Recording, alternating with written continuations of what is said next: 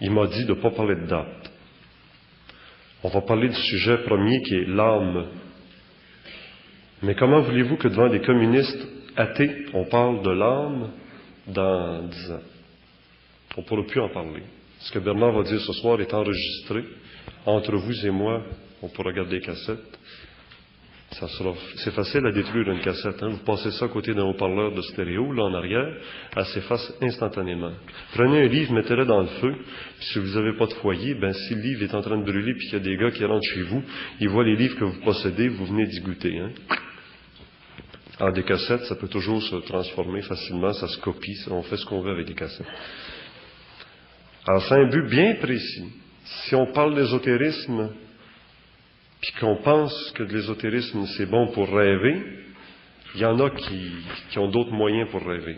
Moi, je ne l'ai jamais fait dans un but d'impressionner les gens, de créer une nouvelle religion ou de faire de l'argent. Je l'ai fait dans un but bien simple, c'est que je vis au Québec et j'ai confiance d'une chose, c'est qu'une fois qu'on est mort, tout le monde, moi aussi, puis tout le monde, on va mourir, on va vivre de notre âme, de notre esprit, on va tous se retrouver, on va tous se reconnaître. Malheur à ceux qui auront été tièdes, ou ceux qui ont été froids. Il faut agir, il faut être convaincu de ses convictions, il faut transmettre ses convictions. Mais après, on va se retrouver, puis on va faire partie de quelque chose de très beau. Alors que les autres continueront, parce que la destruction entraîne la destruction. La haine entraîne la haine. L'amour entraîne l'amour. On juge l'arbre d'après ses fruits. Alors, c'est un long préambule, parce que c'est une soirée un peu spéciale qui s'en vient ce soir. On ne parlera pas de guerre nécessairement. Là. On va parler d'ésotérisme, on va parler de toutes sortes de notions au-delà des formes, en dehors des religions, en dehors de la politique. Mais c'est pour ça, essentiellement, qu'on a des rencontres ici au Québec. On est en avance sur bien des peuples. Alors, on est privilégiés. Alors, j'espère que vous allez apprécier la soirée quand même. S'il n'y a pas la période de questions, vous pouviez partager un petit peu avec Bernard. Il y a beaucoup de choses à nous dire ce soir. Alors, on commence. Bernard de Montréal. Et on est au début de 1981, et on est à la dernière conférence de 1981, que cette année, il fallait qu'on se parle, c'était fini de dire des choses seulement en surface. Que le sujet de la conférence de ce soir, c'est l'âme. Et le mois dernier, dans la conférence du mois dernier, vous nous avez presque laissé entendre que même l'âme est une forme dont l'être humain doit se départir. De toutes les formes, l'être humain doit se départir. Évidemment, ma question va venir à celle-ci. Qu'est-ce qui va rester? L'être humain va-t-il rester au bout de tout ça, puisque même l'être humain est une forme? Alors, qu'est-ce que l'âme? Et puisque nous, en religion, on a toujours dit que c'était le souffle divin, la monade, et si on doit s'en départir, qu'est-ce qui reste? Bon. Alors, j'ai l'intention ce soir d'aller un peu plus loin dans le domaine de l'explication de ce qu'on appelle l'âme. Et je voudrais que les gens suivent ma pensée dans ce sens que je voudrais que les gens mettent de côté leur conception traditionnelle de l'âme pour simplement écouter une version plus contemporaine, une version plus adapte, une version qui convient à l'esprit de l'homme du XXe siècle et non à l'esprit de l'homme d'il y a 2000 ans ou 3000 ans ou 4000 ans.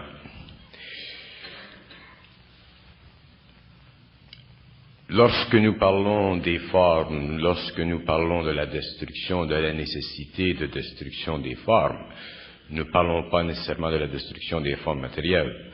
Nous parlons de ces conditions psychologiques de l'homme qui affectent son intellect et son émotif et qui empêche l'homme de comprendre les mystères de l'intelligence, les mystères de l'évolution, les mystères de tout.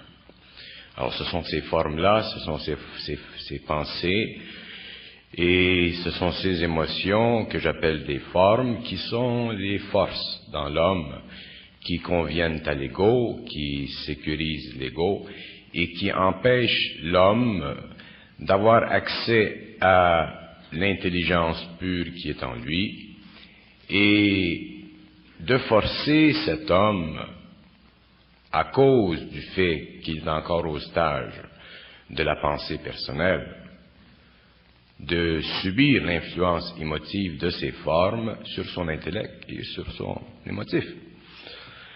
Alors, pour expliquer le phénomène de l'âme dans un contexte plus vaste que celui qui nous est décrit par les religions ou par les philosophies ésotériques,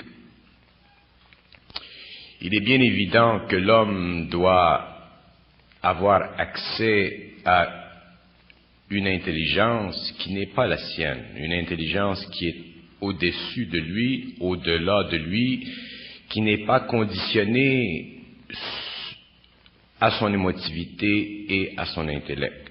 Et c'est ce genre d'intelligence qui permet à l'homme de comprendre les mystères de l'évolution à tous les niveaux de l'univers et de commencer à réorganiser dans son mental et dans son état émotif, dans son ego, le matériel énergétique qui constitue sa conscience pour élever la vibration de cette conscience pour éventuellement pouvoir être en intelligence universelle avec les autres intelligences qui sont en dehors du plan matériel.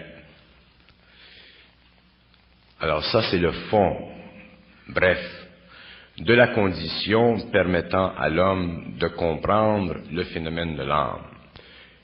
Une autre condition, c'est celle-ci, c'est que tous les concepts qui sont rattachés à la philosophie spirituelle ou religieuse ou ésotérique de l'humanité sont des concepts qui ont convenu dans le passé à l'homme, qui ont été transmis à l'homme, mais ce n'est pas parce que une forme, un concept a été transmis à l'homme il y a 2000 ans, 3000 ans, 4000 ans, qu'il convient à l'homme moderne. Et lorsque je dis qu'un concept ancien qui cache automatiquement un voile, qui ne permet pas à l'homme, parce que l'homme dans ce temps-là n'était pas prêt, ses corps n'étant pas totalement constitués, ce n'est pas parce qu'un concept dans la tradition aussi important que le concept de l'âme a été donné à l'homme que l'homme du XXe siècle doit absorber dans son mental et dans son émotif toute la couleur de son concept et en faire une forme qui abrutit son intelligence au lieu de la faire exploser sur des plans supérieurs auxquels il a accès.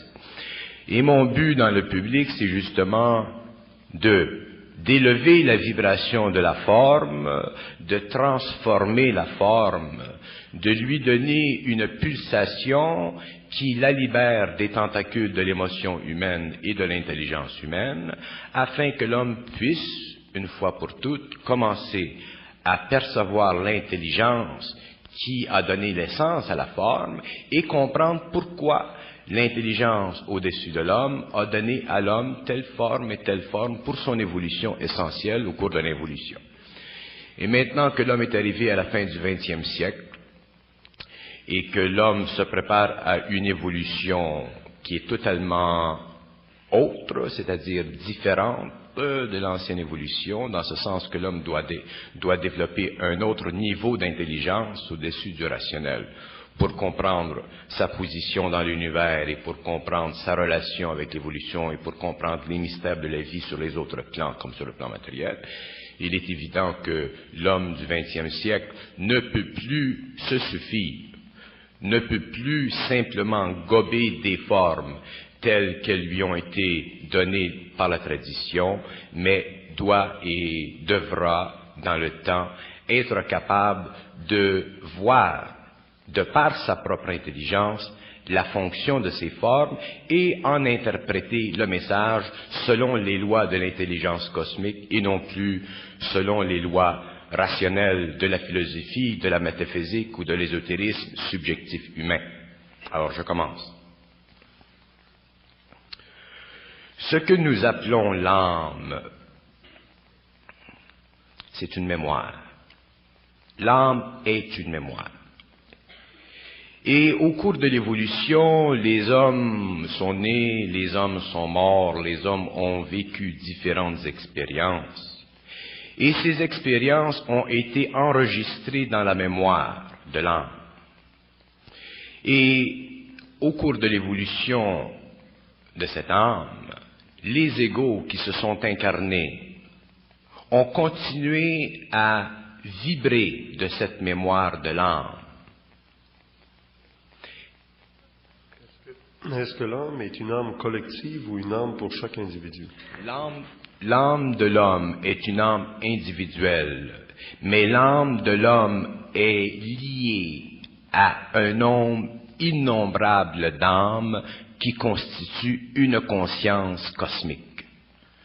Mais l'âme de l'homme est une conscience individuelle, est une mémoire individuelle, et les hommes, au cours de l'évolution, puisent dans la mémoire de cette âme l'énergie qui a été enregistrée au cours des expériences égoïques antérieures, et c'est pour ça que lorsque nous venons sur la Terre dans une incarnation, nous avons un certain tempérament et nous avons un certain caractère qui fait partie de cette mémoire de l'âme. Donc, chaque être humain a une âme au moment où il se manifeste par son ego. C'est juste. Chaque être humain appartient à une mémoire individuelle. Mais je vous demanderai de ne pas me demander des questions pendant un certain moment pour que je puisse aller dans la vibration lentement de cette réalité qui n'est pas saisissable par l'intellect, mais que nous pouvons saisir simplement par la vibration de l'intelligence en soi.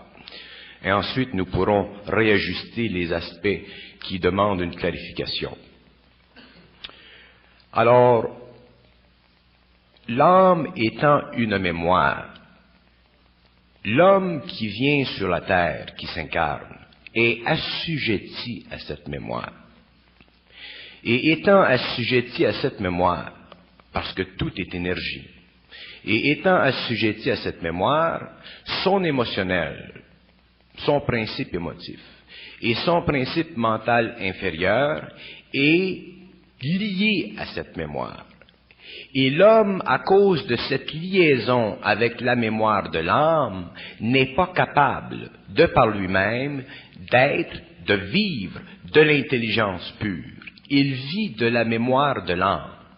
Autrement dit, la mémoire de l'âme sert à maintenir l'ego de l'homme dans l'inconscience, c'est-à-dire dans cette expérience mentale et émotive en conjonction avec l'expérience matérielle, afin que cette mémoire, cette âme, devienne de plus en plus évoluée, c'est-à-dire qu'elle accumule de plus en plus de cette énergie qu'on appelle la mémoire.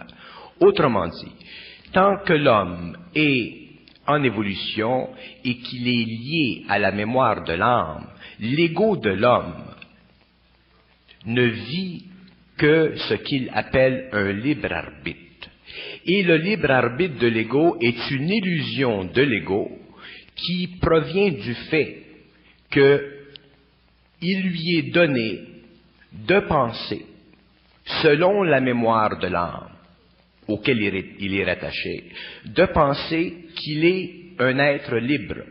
Lorsqu'en fait, il n'est pas un être libre, lorsqu'en fait, il ne fait qu'exécuter sur le plan matériel, par le biais de l'énergie qui le rattache à l'âme, la programmation de l'âme sur son mental et sur son émotif. Et ça, on appelle ça un libre arbitre.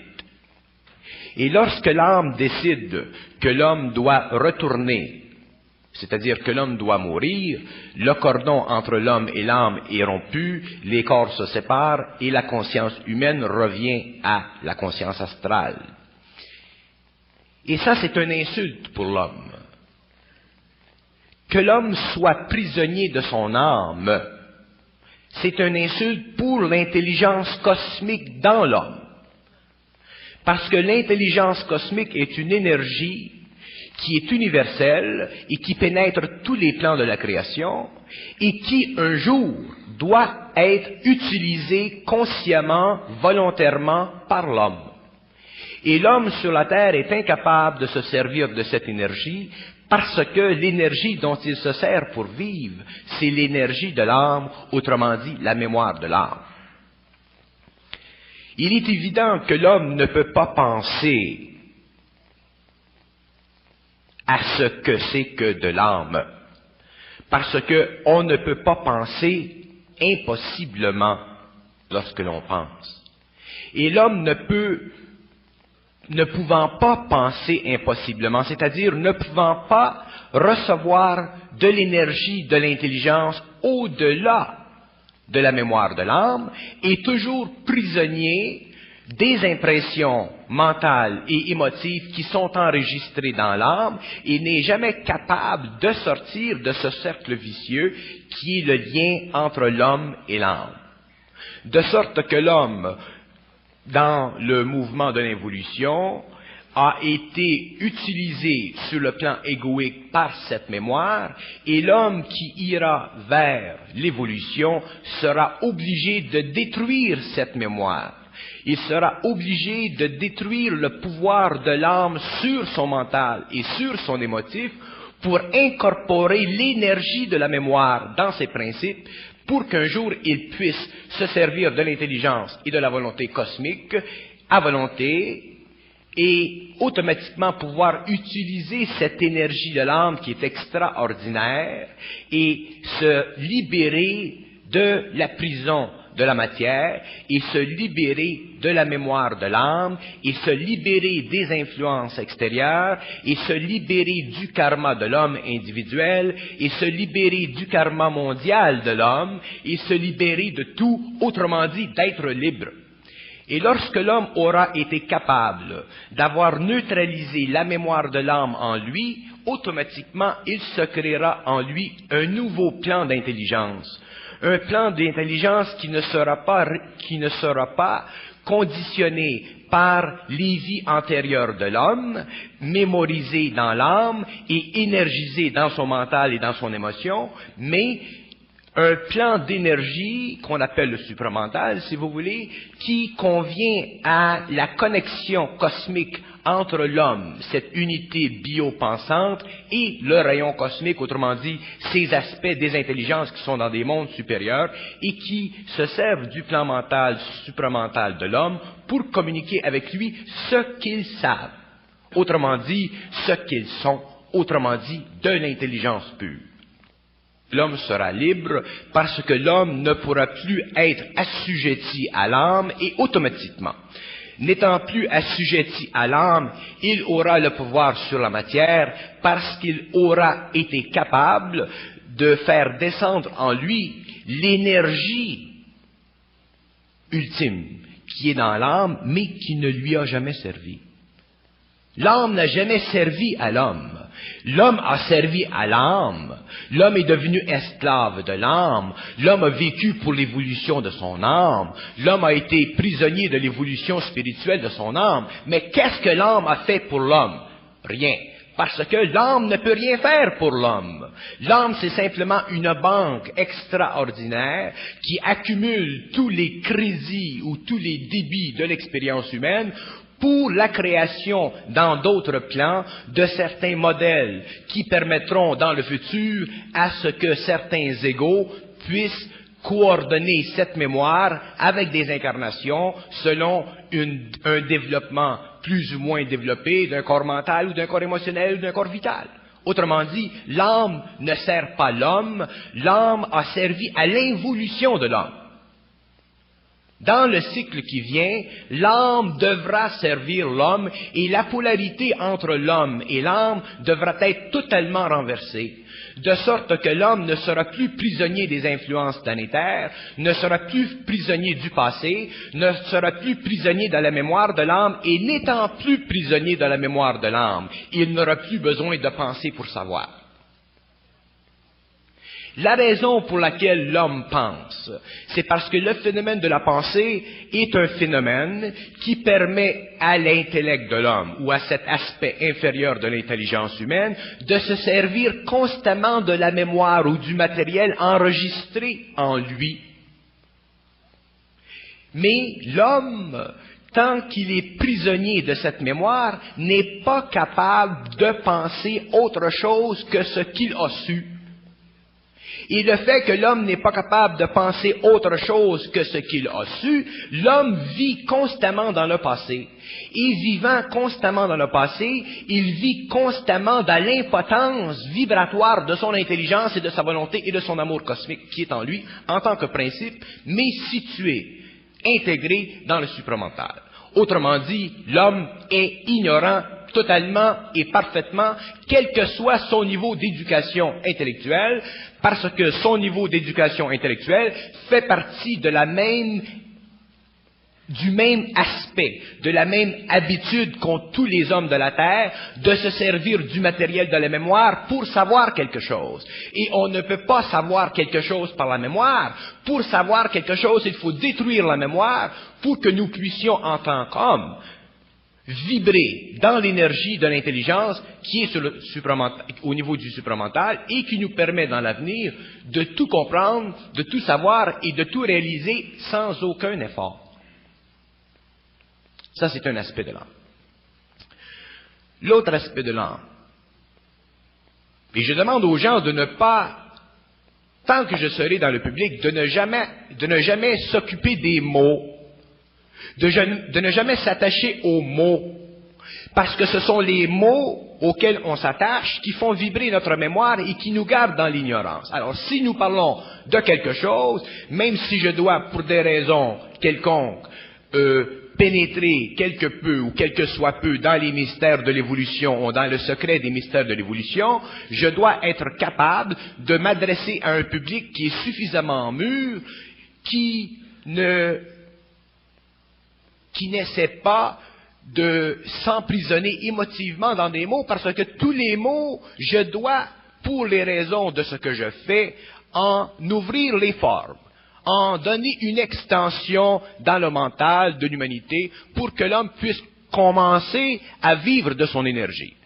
Alors, si je parle de certaines formes que nous considérons des formes du sacré ou des formes qui n'ont jamais été bousculées dans le passé, le temps vient pour que ces formes soient bousculées, que l'énergie de ces formes soit explosée et pour que l'homme ait finalement enfin accès à de l'information qui est réelle et qui est consistant avec les réalités, qui est en dehors de la mémoire de l'âme, afin que l'homme commence à comprendre qu'est-ce qui se passe dans la vie de la Terre, comme qu'est-ce qui se passe dans la vie de la lumière de la Terre, auquel il aura accès après les événements de fin de cycle.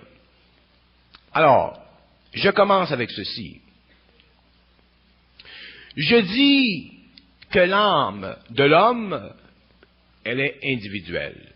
Et je dis que toutes les âmes des hommes sont reliées les unes aux autres et forment une quantité extraordinaire d'énergie qu'on appelle, et qu'on ne comprend pas, dans le monde occidental, le principe luciférien. Le principe luciférien étant ce principe qui permet que toutes les formes, que toutes les expériences de vie matérielle, végétale, animale, humaine, inconsciente, autrement dit, incapables de se saturer de l'énergie cosmique de par leur propre volition, parce qu'elles n'ont pas atteint un degré d'évolution supérieur, toutes ces formes créent ce qu'on appelle une mémoire universelle, une mémoire cosmique, et cette mémoire cosmique fait partie d'une intelligence qu'on appelle l'intelligence du principe luciférien, et cette intelligence, qui est le principe luciférien, est une intelligence cosmique qui a sa fonction intégrale, qui a son but intégral, qui est normal et normalisant dans l'évolution de l'univers et qui n'a rien à faire avec le mal planétaire de l'homme. Autrement dit, cette fonction de l'intelligence cosmique émanant du principe luciférien est une fonction créative qui a permis que l'homme aujourd'hui soit sur la Terre et qui a permis que des systèmes en évolution dans les temps existent pour l'évolution. Alors, il est temps que l'homme commence à se désengager de sa petitesse d'esprit et de sa moralité enfantine et commence à regarder les grands principes de l'évolution ou les grands principes orthodoxes de l'ésotérisme ou de la religion ou de la métaphysique d'une façon totalement mentale, à froid, s'il veut comprendre et s'il veut connaître une fois pour toutes qu'est-ce qui se passe dans la vie d'une planète. Alors, le principe luciférien est la totalité de toutes les âmes en évolution. Alors, ce qu'on appelle Lucifer est la totalité de ces âmes, et plus ces âmes accumulent d'expérience, plus la force de ce principe devient puissante dans les univers, et plus il y a dans les univers, à toutes les échelles de l'évolution, des capacités d'évolution créative qui permettent que se constituent sur le plan matériel ou dans des conditions invisibles des véhicules d'expression pour l'intelligence cosmique future. Autrement dit, Lucifer, le principe luciférien, pas Lucifer, parce que Lucifer, ça n'existe pas, mais le principe luciférien existe afin qu'il puisse se construire dans les temps énorme de l'évolution, des conditions futures pour l'évolution. Si le principe luciférien n'avait pas existé, il aurait été impossible pour l'homme d'exister. Alors le principe luciférien existe, le principe luciférien avance et avance dans le temps, et il avance avec l'accumulation de toutes les différentes sortes d'expériences sur tous les plans, dont l'homme en est une, et dont les expériences sont rapportées à la mémoire qu'on appelle l'âme. Autrement dit, ce qu'on appelle le principe luciférien dans le cosmos, c'est la totalité des âmes en évolution dans le cosmos qui servent à maintenir sur les unités en évolution, les unités soit animales, qui ont une âme collective, ou sur les unités humaines, comme l'homme ou dans d'autres systèmes, une puissance vibratoire permettant que, avec le temps, le corps matériel, le corps vital, le corps émotionnel et le corps mental se développent pour qu'il ait dans le temps une suffisance, c'est-à-dire une résistance, c'est-à-dire une capacité, permettant plus tard dans le temps qu'un autre plan s'ouvre à l'homme et que cette fois, l'homme ou ses entités puissent recevoir cette énergie indifférenciée qu'on appelle l'énergie cosmique, qui est de l'intelligence, qui est de la volonté, qui est de l'amour, et qui puisse alimenter l'homme et que l'homme, à ce moment-là, puisse se servir d'une façon intégrale et libre et parfaite de ces trois principes pour créer sur une planète ou sur une autre des conditions d'évolution qui seront totalement libérées, qui seront totalement indépendantes de l'âme, autrement dit du principe luciférien. Alors c'est ça, en bref, la nature des choses concernant le phénomène de l'âme et le phénomène du principe luciférien. Bon, ça c'est la deuxième étape. La troisième étape, c'est celle-ci. L'homme, maintenant, entre dans un nouveau cycle. C'est-à-dire que l'homme qui vient, 21e siècle, 22e siècle, 23e siècle, la fin du cycle, l'homme subira une mutation. Alors, lorsque l'homme subit une mutation, lorsque la matière subit une mutation, lorsqu'elle passe du minéral, elle passe au végétal, du végétal à l'homme, à l'animal, de l'animal à l'homme, et de l'homme au surhomme. Alors, le surhomme, c'est une mutation de l'homme ancien. Et cette mutation ne se fera pas sur le plan biologique, elle se fera sur le plan vibratoire du supramental. Parce que l'homme, matériellement, physiquement, vitalement, émotivement et mentalement, est suffisamment et très bien développé. L'homme est prêt à la mutation. Et la mutation se fera que l'homme le veuille ou que l'homme ne veuille pas. Et l'homme qui doit être muté le sera, qu'il le sache ou qu'il ne le sache pas. Elle doit se faire parce que elle fait partie de la programmation de l'évolution, elle fait partie de la programmation de l'évolution de la Terre et du cosmos. Et l'homme sur la Terre doit devenir un jour maître de la vie, il doit devenir un jour suffisamment intelligent pour pouvoir converser à pied égal avec des intelligences intelligences qui ont sur lui une très grande avance dans la science que mon cher ami Glenn appelle les extraterrestres. Mais ça va encore plus loin que ça. Mais, ça c'est la deuxième étape. Alors, dans le cycle qui vient, la mutation sera quoi? La mutation sera une vibration de l'intelligence cosmique, de cette énergie cosmique qui pénétrera dans l'homme et qui, pour s'établir dans le mental supérieur, pour créer dans l'homme le mental supérieur, devra transformer, détruire les formes dans les motifs de l'homme et dans le mental inférieur de l'homme pour que l'homme commence à perdre la mémoire. Et les premiers signes de cette pénétration de l'énergie cosmique dans l'homme, ce sera la perte de la mémoire subjective de l'individu. Et ça, au début, ça créera un choc à l'ego, ça lui créera une certaine décontenance, mais ça, c'est normal, parce que l'ego est rattaché à son âme, c'est-à-dire que l'ego est rattaché à sa mémoire, et sa mémoire fait partie de son âme, mais l'ego, ne comprenant pas les lois de la mémoire, ne connaissant pas et ne comprenant pas les lois de l'âme, et automatiquement se sent automatiquement appauvri en lui-même lorsqu'il se passe ce phénomène. Mais ça fait partie de son expérience. Alors, cette énergie, en neutralisant, en bousculant, en éliminant dans l'homme la forme qui contient la mémoire en lui, au niveau mental et au niveau émotionnel, et qui le rattache à l'âme, l'énergie cosmique permettra éventuellement que l'homme puisse intégrer une fois pour toutes son âme à lui.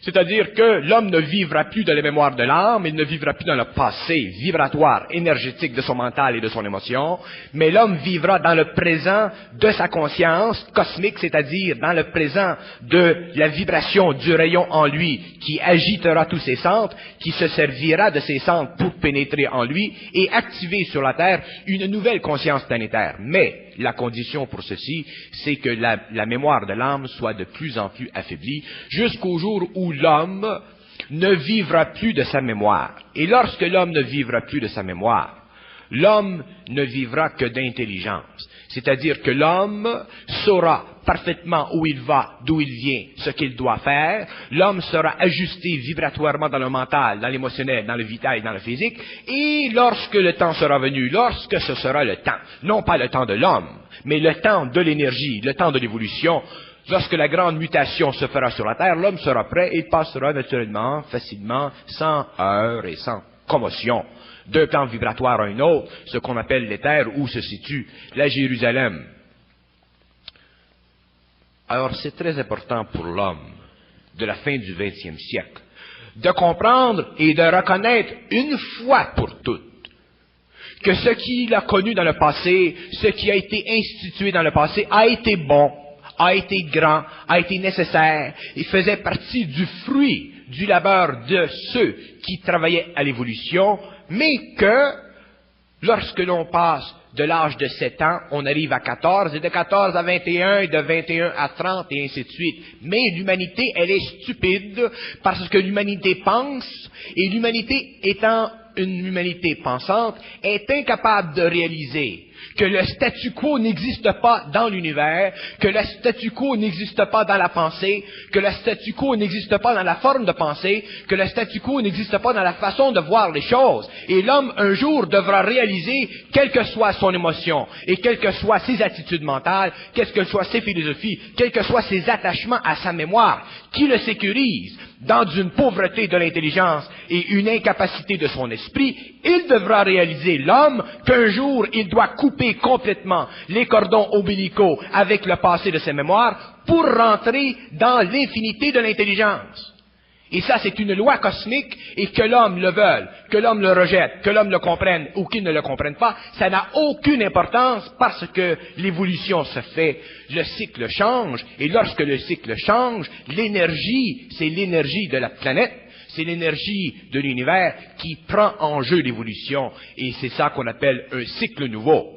Ça s'est produit durant la période des Atlantes, ça s'est produit durant la Lémurie, ça se produira dans le temps qui vient par le feu, et ça se produira au cours de la 7e race humaine. Alors l'homme doit commencer à être mûr et commencer à regarder en dedans de lui-même s'il n'y a pas trop de blocage en lui, sur le plan de sa spiritualité, de son orgueil, de tous les aspects de la forme qui font partie de la mémoire de l'âme, et qu'un jour, s'il doit entrer dans son intelligence qui est universelle, s'il doit entrer dans cette intelligence et s'il peut entrer dans cette intelligence. Mais pour le faire, pour le vivre, il y a des conditions et ces conditions sont marquées dans tous les hommes qui passeront d'un plan à un autre. Alors, l'âme. L'homme doit réaliser que l'âme a été, dans le passé, essentielle à l'évolution. Elle a été essentielle à l'expérience humaine et elle a accumulé énormément d'informations au cours de l'évolution, mais que maintenant, à la fin du XXe siècle, la polarité doit être renversée et l'ego ne peut plus être asservi à l'âme. Et pour que l'ego cesse d'être asservi à l'âme, l'ego doit commencer petit à petit à sentir en lui l'intelligence. Et je vous assure qu'il y a de l'intelligence dans l'ego. Il y a de l'intelligence dans l'homme, mais il y a tellement de mémoire dans l'homme, calquée sur la fabrication de ses émotions, calquée sur la fabrication de son intellect, que cette intelligence ne réussit pas à passer. Et c'est pourquoi l'homme est incapable de savoir ce que je dis aujourd'hui et que tous les hommes devraient savoir et que tous les hommes devraient pouvoir avoir accès. Alors, le phénomène de l'âme, c'est un phénomène grandiose, c'est un phénomène extraordinaire, mais les lois de l'âme doivent être comprises par l'homme, et les lois de l'âme ne peuvent pas être comprises par l'homme selon les lois de la tradition. La tradition est impuissante à expliquer à l'homme les lois de l'âme parce que la tradition fait partie de l'expérience de l'âme et non de la conscience cosmique.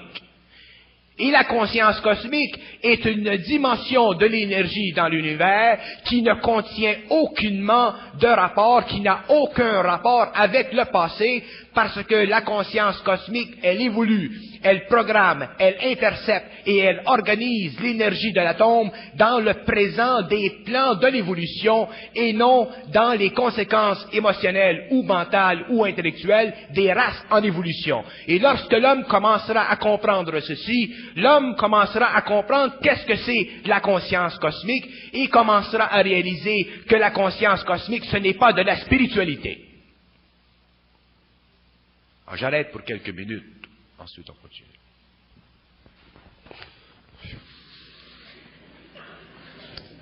L'impression que j'en ai, c'est que lorsqu'on veut faire quelque chose, on le transforme, on ne crée pas, mais on utilise la mémoire des choses, un bloc que je mets là-dessus, sur un autre.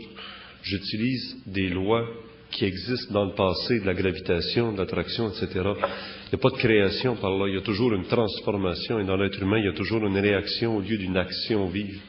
Mais alors là, j'aimerais que vous puissiez nous définir un peu ce qu'est l'ego, parce que vous nous parlez de l'âme. L'âme semble toujours demeurer. Cette mémoire semble persister à travers les incarnations des différents égos. Mais alors l'ego, c'est ça qui doit se raccrocher à l'intelligence cosmique, mais ce ça a l'air d'apparaître et de disparaître. Bon. Souvent, pour expliquer d'une façon rapide ou d'une façon brève à l'homme le phénomène de l'ego, on dit l'ego doit être dépassé, l'ego doit être neutralisé. Ce n'est pas ceci que nous voulons dire. C'est très important que l'homme ait de l'ego. Si l'ego n'existait pas dans l'homme, l'homme serait impuissant à devenir maître de la vie. Parce qu'il n'y aurait pas sur la terre de point d'appui pour la conscience cosmique. Pour qu'il y ait conscience cosmique sur la terre, pour qu'il y ait un lien entre les mondes de la lumière et l'homme, il faut qu'il y ait un centre en lui qui ait de l'intelligence, qui soit intelligent, qui puisse recevoir de l'intelligence, et ce centre, nous l'appelons l'ego. Mais, le problème avec l'ego de l'homme, c'est que l'ego de l'homme est acier, formé d'émotions et d'intellect. L'ego de l'homme est formé de l'extérieur à lui-même. L'ego de l'homme, il est formé des impressions qui ont été accumulées au cours de sa vie ou des impressions vibratoires qui se situent en lui, que les gens appellent le subconscient et qui font partie de sa relation vibratoire avec l'énergie de la mémoire de l'âme. De sorte que l'ego de l'homme n'est pas dans l'intelligence cosmique. L'ego de l'homme, il baigne dans une conscience planétaire conditionnée intellectuellement et émotivement par les hommes qui nous entourent, par la société qui nous entoure, par les organisations qui nous entourent, par les systèmes qui nous entourent et qui nous nourrissent depuis que nous sommes petits, en plus des liens vibratoires que nous avons de par la naissance avec l'énergie de l'âme. De sorte que l'ego de l'homme, à la fin du XXe siècle, est totalement impuissant, il est totalement sans puissance parce qu'il est totalement en dehors de l'intelligence. Et c'est le fait que l'ego de l'homme est en dehors de l'intelligence qui me renverse et qui me force, dans le public, dans mon travail, de faire reconnaître à l'homme l'importance que son ego, un jour ou l'autre, doit revenir à une identité personnelle. Chaque homme doit trouver son identité personnelle et un homme ne peut découvrir, savoir son identité personnelle tant qu'il n'est plus influençable de l'extérieur, soit que ce soit par les hommes qui sont rattachés à la mémoire de leur âme ou à l'extérieur, à l'intérieur de lui-même sur le plan émotif et mental inférieur, qui est rattaché à la mémoire de son karma. L'ego de l'homme, il est extraordinaire, mais les hommes ne le voient pas. Les hommes subissent l'impuissance de leur ego, mais les hommes ne voient pas la lumière de leur ego sur les plans supérieurs.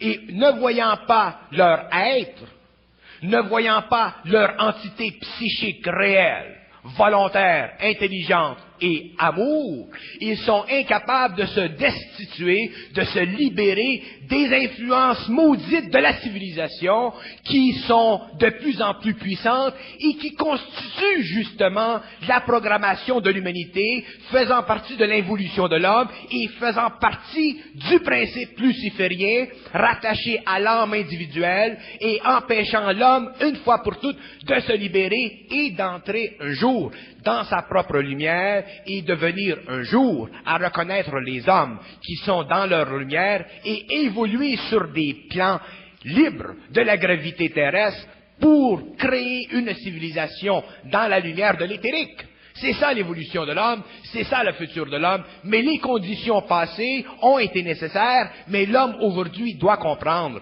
que son ego est sans puissance, parce que les hommes sont incapables de savoir par eux-mêmes. Ils sont obligés de lire des livres, ils sont obligés d'aller à l'école, ils sont obligés d'entendre les propos d'un ou les propos de l'autre, et je n'ai rien contre le fait qu'un homme entende les propos d'un ou les propos de l'autre, qu'ils viennent d'un peuple ou d'une autre nation, mais il faut que l'homme qui entende les propos d'un autre sache que les propos de l'autre sont ceci ou cela. Et si l'homme est dans l'intelligence, il sait qu'il y a de l'intelligence dans l'autre ego. Et s'il y a de l'intelligence dans l'autre ego, l'homme est universellement lié à cet ego. Et à ce moment-là, les deux hommes sont des frères. Et les hommes ne seront pas des frères tant que les hommes ne seront pas individualisés, ne seront pas dans leur propre identité, et que les hommes ne seront plus capables de vivre de leur propre intelligence. Ils vivront de l'intelligence des autres et ils seront des créatures du bon Dieu. On continue. C'est fini déjà?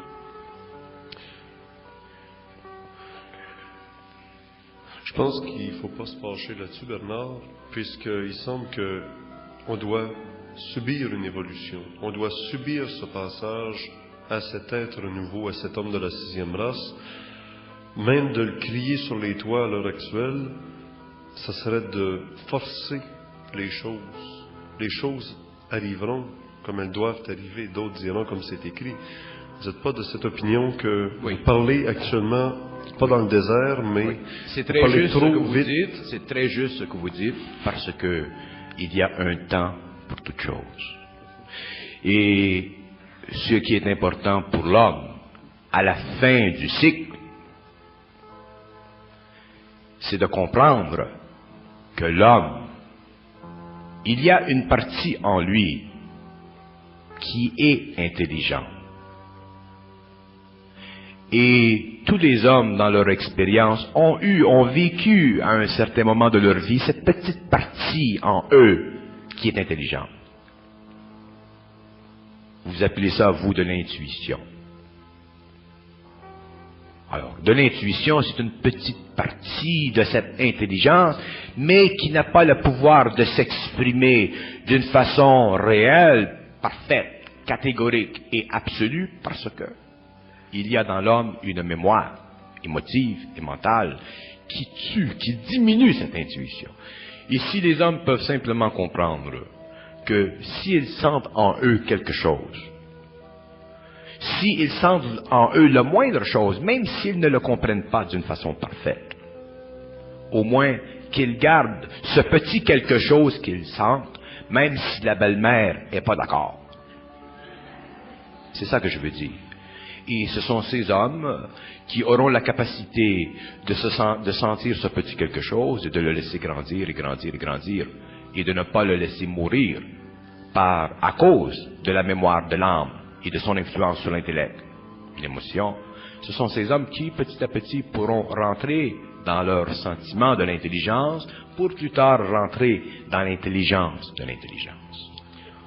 On va poursuivre après cette pause de 15-20 minutes. Est-ce que c'est notre ego qui s'accroche à l'âme pour retourner à la mémoire universelle des choses du passé? Est-ce que c'est cet ego-là qui va se réincarner s'il y a de la réincarnation? Et s'il n'y a pas de réincarnation, mais que c'est fini après, est-ce que c'est l'ego qui subsiste ou est-ce qu'il n'y a rien qui subsiste? Bon. Le phénomène de survie. Il y a deux phénomènes possibles pour l'homme sur une planète. Le phénomène le plus connu, c'est la mort. Et l'autre, c'est l'immortalité.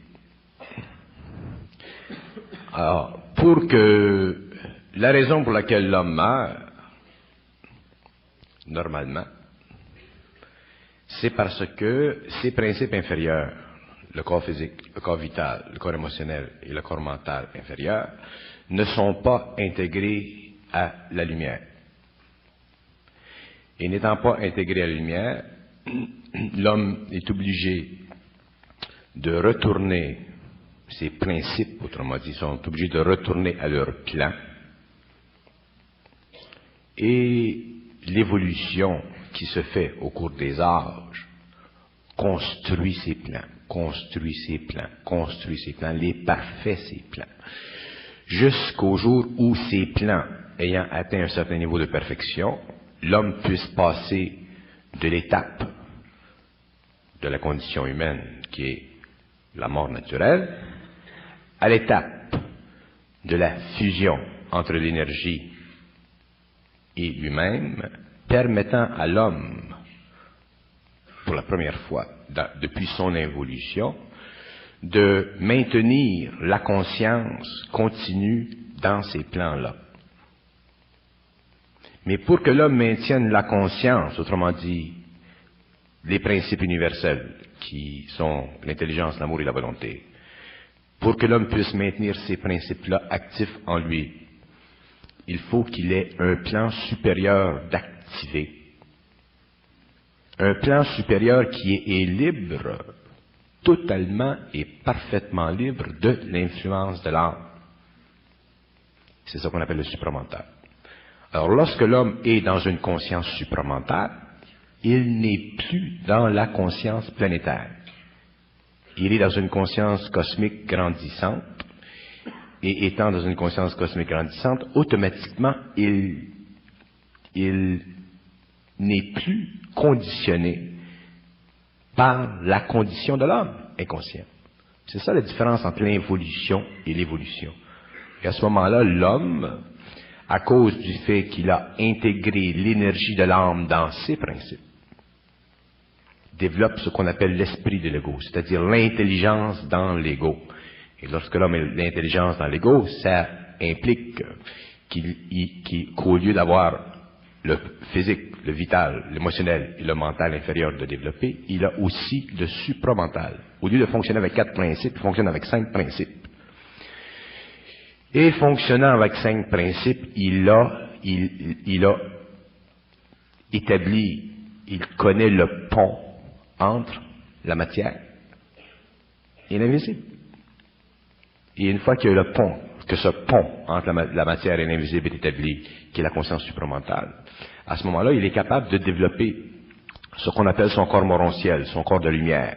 Et c'est avec ce corps de lumière-là qu'un jour, lorsque le cycle finit, que la conscience planétaire change, et que l'homme passe d'un plan de conscience inférieure, planétaire, où ses principes doivent retourner à leur point d'origine, et où son corps matériel doit retourner à la Terre, l'homme, à ce moment-là, est capable, à cause de la fusion, d'élever la vibration de ses principes, le vital, le matériel, l'émotionnel et le mental, des élever et de se reconstruire matériellement sur un plan parallèle. Et ce plan parallèle est le plan où l'homme devient automatiquement un immortel. Le Nazarien, quand il est mort, c'est ce qu'il a fait. Il est mort.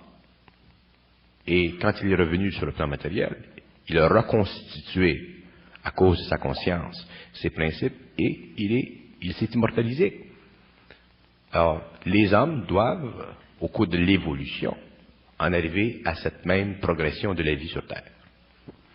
Mais s'ils n'y arrivent pas en 1940... S'ils n'en arrivent pas en 1900 tranquille, ils vont y arriver plus tard. Ben, un jour ou l'autre, l'homme doit immortaliser la planète. Il y a dans l'univers, quand on parle de l'univers, les gens, c'est très vaste l'univers. Et l'univers physique, il n'y a rien là. C'est très petit, comparé avec l'univers total. Il y a dans l'univers au-delà de 700 000 civilisations. Et ces civilisations-là, éventuellement, devront être présidées dans leur gouvernement par un être immortel de la Terre. Ça, c'est dans les temps futurs. Et lorsque ces civilisations-là auront été présidées par un être immortel venant de la Terre, étant constitué d'une certaine façon, à ce moment-là, la vibration de la Terre sera élevée à un tel point que la Terre deviendra un centre de gouvernement mondial à l'échelle de la galaxie. Ça fait partie de l'évolution. Alors, c'est très normal pour l'homme, éventuellement, et c'est normal, quand je dis c'est normal, j'ai dit ça doit être comme ça. L'homme, un jour, doit en arriver à développer un autre principe qu'on appelle, pour le bien de la cause, la conscience supramentale, où il est automatiquement en relation vibratoire avec l'intelligence universelle.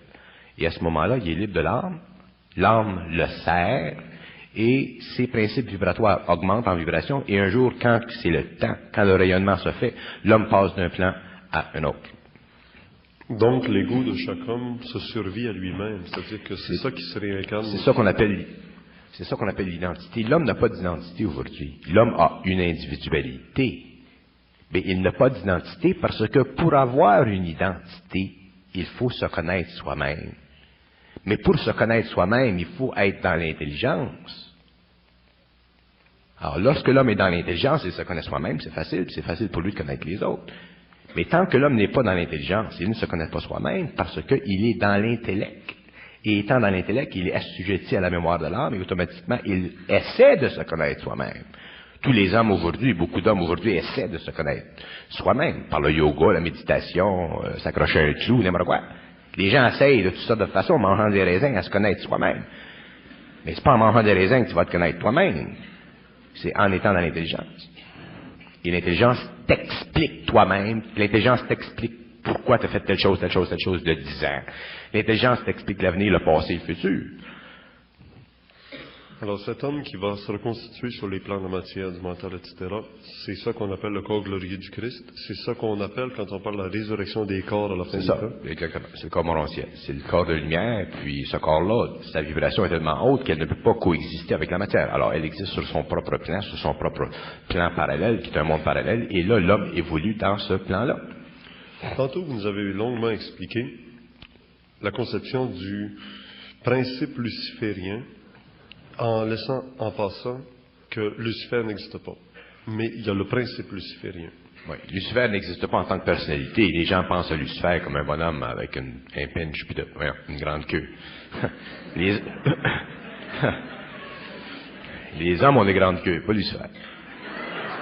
Mais le principe luciférien, c'est un principe d'intelligence actif. Et ce principe d'intelligence active devient de plus en plus puissant au fur et à mesure que de plus en plus d'informations servent à lui donner des formes pour que cette intelligence-là puisse s'activer sur un plan inférieur.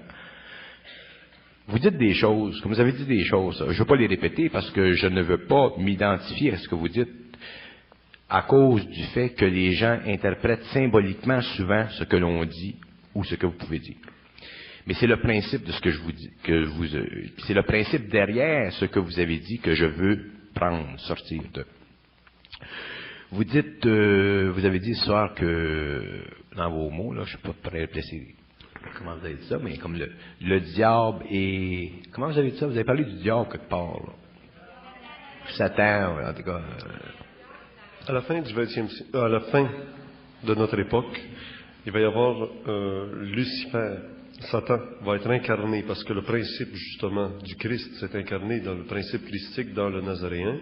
La même chose, le principe luciférien va s'incarner sur la terre et va s'incarner dans un corps, dans un être humain qui est déjà né. Et il va monter, lui, il va devenir ce qu'on appelle l'Antéchrist. Il va monter les peuples contre les peuples, les nations contre les nations. Et c'est justement lui qui va être le chef de la grande guerre d'Armageddon avant le retour du Christ glorieux dans sa Jérusalem céleste. Bon, ok, c'est pas ça que je voulais dire, c'est pas ce parti. En tout cas, le principe que je voulais extraire de ce que vous avez dit, c'est que on dit souvent. Ouais. Excusez, parce que aussi on vient de me rappeler, l'autre phénomène, c'est le troisième secret de Fatima qui se trouve à être celui qui dit que le diable est monté jusque dans les hautes sphères ecclésiastiques catholiques. Bon, ok. Alors j'extrais de ça. Ok? Je corrobore pas ce que vous dites, ou dans ce sens que je l'explique pas, ou je le développe pas, ou je reste pas avec ça, mais je m'en détache complètement, mais je vais prendre le principe. Quand vous dites que le diable ou Satan, ou ce personnage-là, est dans les hautes sphères de cette grande organisation qu'on appelle le Vatican, qu'est-ce que ça veut dire dans le fond? Ça veut dire que le principe luciférien est actif dans les plus hautes sphères, dans les sphères les plus nobles de l'évolution de l'homme, de l'organisation humaine. Et comment ce principe luciférien est-il actif? Il est actif par les formes.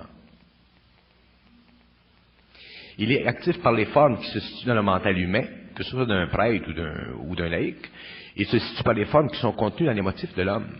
Et c'est ça que je veux faire comprendre aux gens. C'est que le principe luciférien se sert des formes pour permettre qu'il y ait sur la terre une condition humaine. Et cette condition humaine-là, elle évolue, ou elle involue par la mécanicité de l'émotion et de l'intellect. Et un jour, qui c'est qui paye pour? C'est nous autres. C'est toujours l'homme qui paye pour. Puis ça fait encore partie de toute l'énergie qui s'en va dans l'information de l'âme, dans la mémoire de l'âme, puis ça continue. Et c'est ça que je veux dire quand je dis qu'un jour, l'homme devra être capable de percevoir l'énergie de l'intelligence qui détruit ses formes et qui l'amène, lui, en tant qu'individu, à passer du stage de l'individualité dans une collectivité à une identité réelle et inaltérable. Et cette identité-là devient de plus en plus forte parce que les corps deviennent de plus en plus hauts en vibration jusqu'au jour où l'homme passe d'un plan à un autre.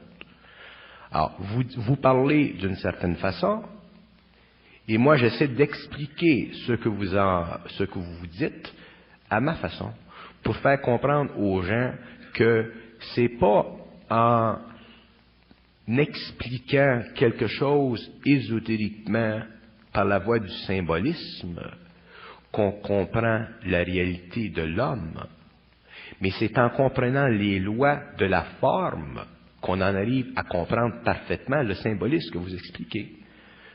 Que ce que vous expliquez ou la façon dont vous vous y prenez pour expliquer telle chose peut invoquer chez l'homme la croyance ou l'incroyance, peut invoquer chez l'homme des attitudes quelconques.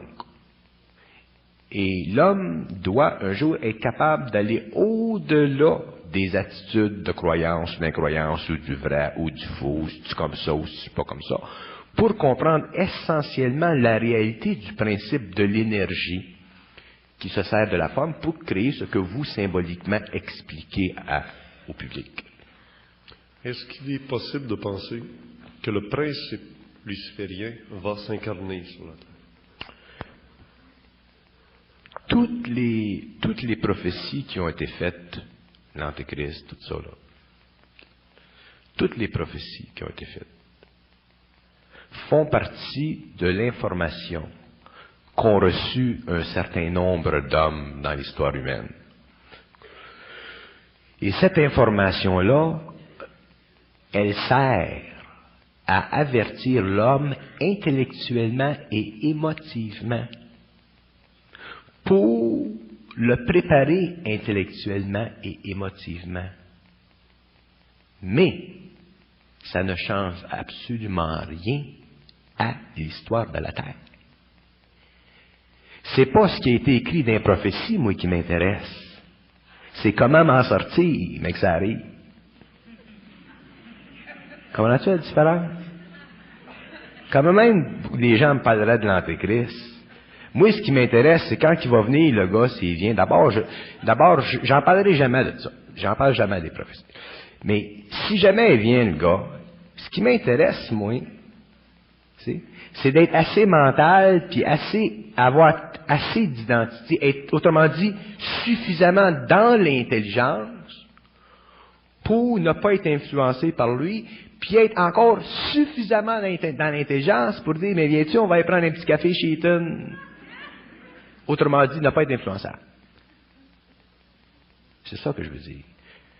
Au lieu de subir constamment pendant des années de temps des craintes puis des inquiétudes avec tout ce qui va se passer, puis que tout ce que les psychics racontent partout dans le monde, là, au lieu de subir émotivement et intellectuellement ces vérités probables, ce qui compte pour l'homme, c'est d'être suffisamment dans son intelligence. Il faut même pas être influençable quand ça va arriver, puis être suffisamment dans son intelligence et être suffisamment haut en vibration que si jamais il y a une guerre nucléaire quelque part entre l'aigle et l'ours, que l'homme en soit même pas affecté parce que il sera dirigé par l'intelligence.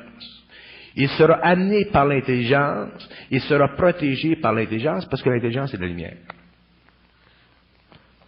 J'ai une double question maintenant, c'est que l'être humain a vécu au début, il a été créé d'ailleurs au paradis terrestre. L'homme ne vient pas du ciel, mais il vient du paradis terrestre.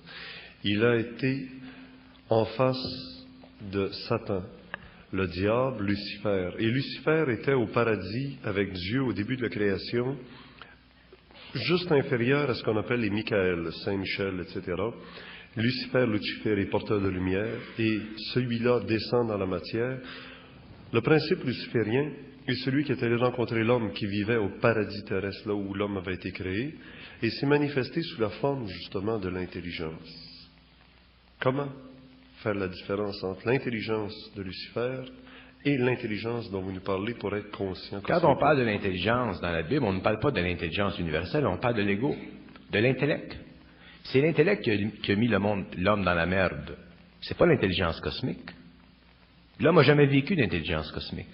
L'intelligence cosmique, c'est une intelligence qui commence à descendre dans l'homme aujourd'hui, à la fin du 20e siècle, et c'est ça qui va élever l'homme de la condition humaine, c'est ça qui va créer le nouveau cycle d'évolution.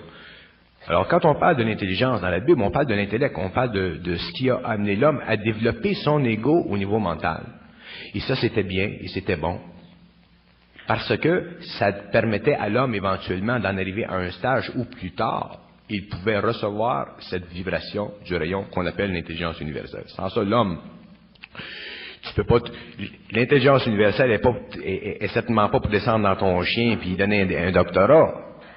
Tu sais, ça prend des corps. Si ton chien avait un corps mental, puis là, l'intelligence universelle pourrait rentrer dans son chien, puis là, tu aurais un chien intelligent.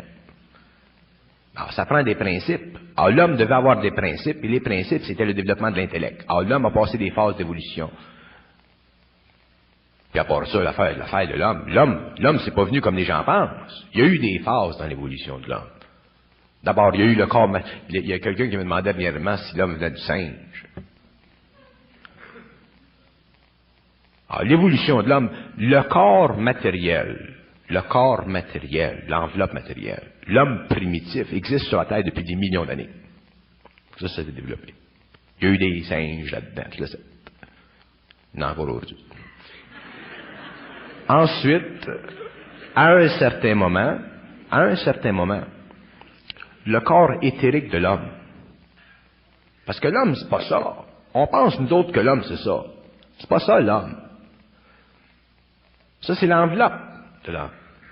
L'homme est multidimensionnel. Alors, le corps éthérique de l'homme, éventuellement, s'est densifié, et éventuellement, il est rentré dans une de ces enveloppes matérielles-là qu'on appelait l'homme primitif. Qu'on reconnaît encore aujourd'hui, parce qu'il en reste des espèces un peu sur la Terre. Le Yéti, l'homme de Shasta, tous ces êtres-là, là, font partie de l'homme primitif.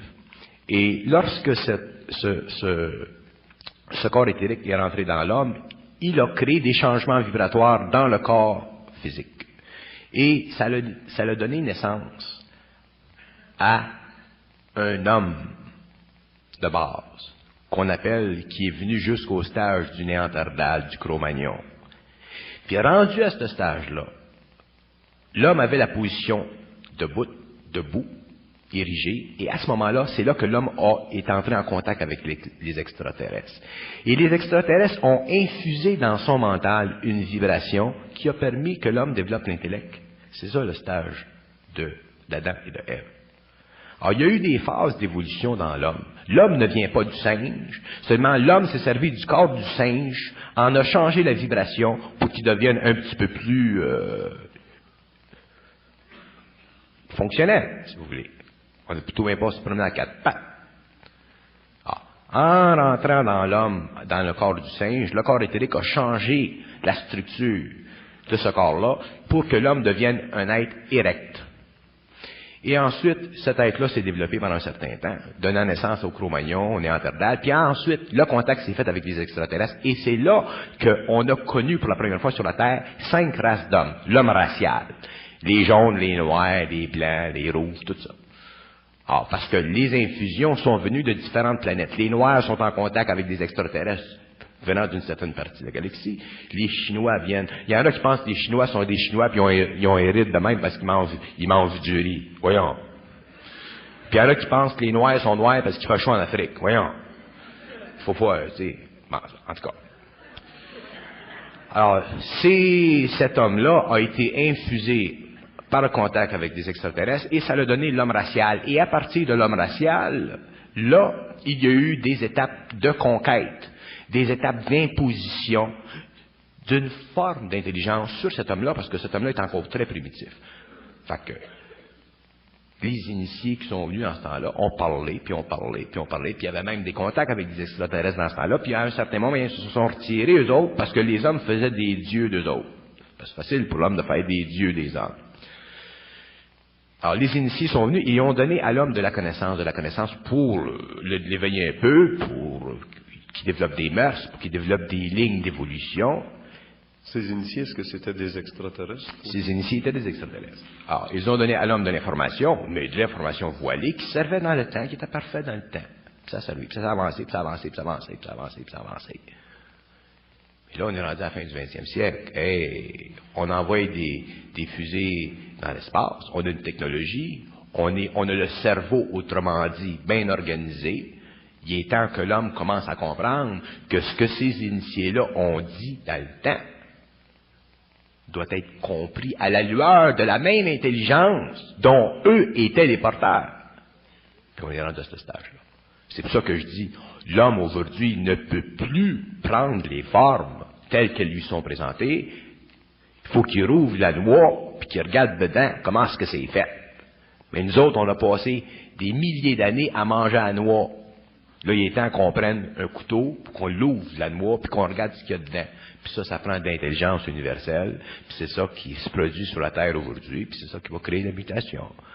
Puis quand elle se présente, cette énergie-là, elle se présente, puis quand elle se présente pas, elle se présente pas, puis chaque homme est prédéterminé à la recevoir selon son niveau d'évolution. C'est aussi simple que ça. Vous parliez de l'histoire très ancienne de l'homme. Est-ce qu'on peut associer aussi la civilisation de Lémurie, la terre de Mu, après ça l'Atlantide? Ça fait toute partie de ça. Parce que dans la plupart des textes sacrés de toutes ces sociétés, que ce soit en Orient ou en Occident, il y a le retour de ces initiateurs, de ces ancêtres venus du cosmos. Oui, ils vont revenir. D'ailleurs, il y a des contacts avec vous appelez ça, vous autres, des ovnis. Ça commence à se faire un peu partout dans le monde. Mais ils peuvent pas venir ici, puis ils peuvent pas chambranler la conscience planétaire. Il y a des lois dans le cosmos qui empêchent que ces êtres-là viennent ici, puis descendent dans le centre de Montréal, puis qui descendent à New York. Il y a un temps, puis quand ils vont venir, ça va être le temps, puis ils viendront pas avant. Il y en a qui viennent de temps en temps, mais c'est totalement sporadique, puis c'est pour créer une petite impression lentement. Mais je mets toujours les gens en garde contre le phénomène ovni parce que l'homme, pour comprendre la psychologie des extraterrestres, il faut être dans l'intelligence universelle.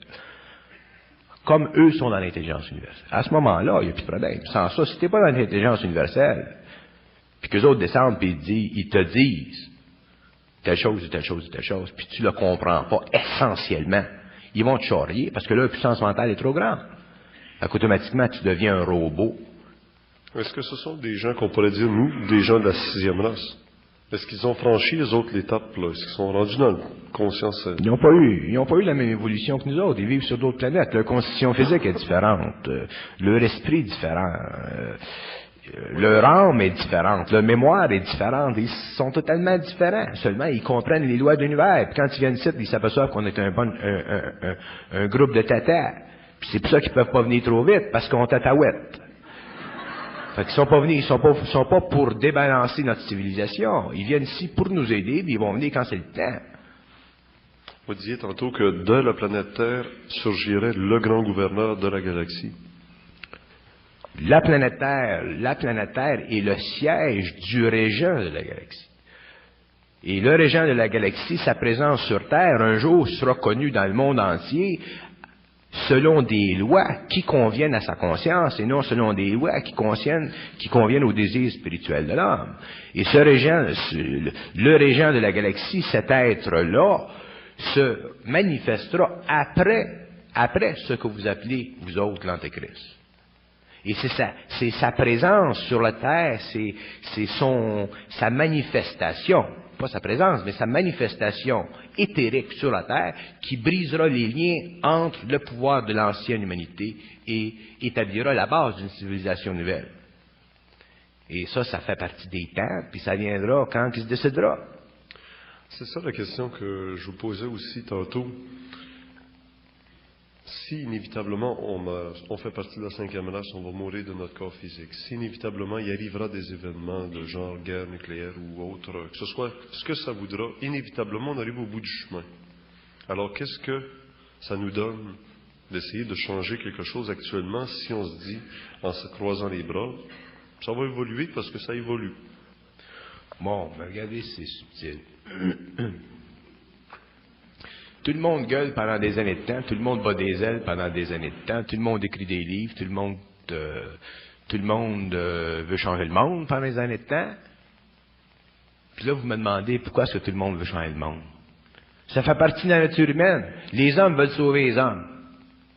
Tout le monde veut sauver tout le monde. Quand les gars comprendront qu'ils laissent faire le monde, qu'ils occupent tout de toi, ben à ce moment-là, les gens commenceront à comprendre quelque chose. Mais tout le monde veut sauver tout le monde. C'est plein de prophètes dans le monde. Puis ils vont avoir bien plus que ça. Puis tout le monde y va. Puis tout le monde va y voir. C'est la nature de l'homme. Les enfants actuellement qui sont des gros points d'interrogation pour la science, qui pèsent avec le doigt sur le mur, puis l'eau jaillit. Ouais. Ils dorment la nuit, ils montent au plafond. Ouais. Ils sont tout petits, ils ont 2 ans, ils parlent la langue du pays en russe ou en chinois. Puis d'où ça vient ces êtres-là? Est-ce qu'ils sont déjà de la 6e race? Pourtant, ils n'ont pas l'air d'avoir un corps éthérique. Ce sont des êtres qui sont liés à des vibrations, qui ont des vibrations particulières et qui représentent petit à petit l'évolution du pouvoir de l'homme sur la nature. Ça se fait lentement, puis ça se fait lentement, puis ça se fait lentement, puis ça se fait lentement. Puis il va y en avoir de plus en plus de ça. Je vous l'ai dit depuis des années. Il va venir un point où les hommes de science, la science va s'apercevoir qu'il y a des choses qui tournent pas rond. Puis quand il va y avoir suffisamment de scientistes qui vont s'apercevoir que les choses tournent pas rond, mais tout le monde va commencer à tourner en rond. Puis là, ça a commencé. Tout le monde tourne en rond. Parce que les choses tournent pas rond. Les choses tournent pas rond, que des choses qu'il y a des éléments qui ne conviennent pas à telle catégorie de pensée. C'est normal. Puis c'est le début. L'homme s'en va vers un autre niveau de conscience. Ses neurones sont altérés par l'énergie, ce qui crée la mutation. Fait que c'est à nous autres, les hommes, au lieu de capoter, puis d'avoir peur, puis devenir des suiveux, c'est à nous autres de commencer à regarder en dedans de nous autres, puis aller chercher en dedans de nous autres ce qu'on a, notre intelligence. On a toute l'intelligence. Mais il faut qu'on enlève la poussière, puis la poussière, c'est la mémoire de l'âme. Ça revient toujours au même principe. C'est parce que nous autres, on nous a dit dans le temps que Adam et Ève au paradis, Dieu lui insuffla une âme. Oui. Alors pour vivre, il faut une âme. Puis vous nous dites, oubliez ça, votre âme, elle vous retarde. Vous autres, vous savez qu'est-ce que c'est votre problème? C'est que tout ce qu'on a dit dans le passé, tout ce qui a été dit dans le passé, vous prenez ça pour du cash. Dieu insuffla une âme. D'abord, vous ne savez pas qu'est-ce que c'est Dieu. Fait que c'est ça, du gros cash. Vous ne savez pas qu'est-ce que c'est une âme. C'est encore du petit change. Puis là, vous mettez le gros cash ensemble, puis du petit change, puis vous ouvrez un compte de banque. Ça, c'est votre façon de penser. Alors, que l'homme ait besoin de l'âme pour vivre, c'est normal, parce que l'homme a besoin pour vivre que ses principes soient activés, et l'énergie de l'âme, la mémoire de l'âme, active le mental de l'homme. Mais tu as besoin d'une âme pour avoir de la pensée. Une âme individuelle. Sans ça, tu auras une âme collective, tu seras comme un animal. Si tu avais une âme collective, ça t'empêchera pas d'être titre et d'être vivant, seulement on ne parlera pas le même langage. Mais le fait que tu as une âme individualisée, ça te permet d'avoir de la mémoire, et c'est cette mémoire-là qui te sert à créer des pensées qui tiennent debout. Alors l'âme, elle est importante dans ce sens-là. Mais, nous autres, on entend dire que Dieu insuffla, tu dis ça? Dieu insuffla ou souffla. Bon, c'est de la belle symbologie, mais il faut comprendre que ce que ça veut dire, cette affaire-là. Ça veut dire que l'âme, c'est la réserve permettant à l'homme de développer un corps mental, lui permettant éventuellement de développer une individualité, lui permettant éventuellement d'atteindre une identité lorsque il a renversé la polarité de cette énergie-là en lui, autrement dit, lorsqu'il a perdu la faculté qu'elle lui a donnée depuis des siècles, celle de penser. Tout le monde pense qu'il faut penser pour savoir. C'est le contraire. Il ne faut pas pouvoir penser pour savoir. La minute que tu penses, t'es fini. Alors ça, ce sont des conditions de la nouvelle évolution. Puis quand tu dis ça au monde, mais les gens, ils pensent que t'es capoté. Tu sais? C'est la condition de la nouvelle évolution, puis les gens vont rentrer là-dedans lentement, puis ils vont bien voir que c'est le même. C'est pas très sécurisant parce que ça fait C'est pas sécurisant parce que l'ego veut toujours se sécuriser dans ce qu'il a, puis ce qu'il a, il doit le perdre. Si tu veux monter au 5e étage, Charlie, il faut que tu lâches la marche. Tu sais, vous autres, c'est marche, puis tout le monde veut monter au palier, ben Christ, lâchez-le le palier, montez. Au niveau physique, c'est normal. Tu sais, sur le plan physique, c'est normal, émotivement, mentalement, qu'on veuille s'accrocher. C'est comme le petit bébé qui vient au monde. Faut que tu le coupes, faut que le médecin le coupe la corde. S'il le coupe pas, tu vas avoir un kangourou. Au niveau de l'intelligence, Richard, c'est la même chose. À un certain moment, il faut qu'on coupe la corde avec le plan vibratoire de la pensée subjective pour rentrer dans le grand vide mental qui est rempli par cette énergie-là, qui est de l'intelligence. Mais on a toute la chienne, je comprends, parce que ça fait des années qu'on vit de même. Ça fait des siècles qu'on est tété et qu'on est allaité. Fait que naturellement, quand quelqu'un arrive et dit « Écoute, m'a changé ça, le lait pour de la bière », mais il y a une crise d'estomac.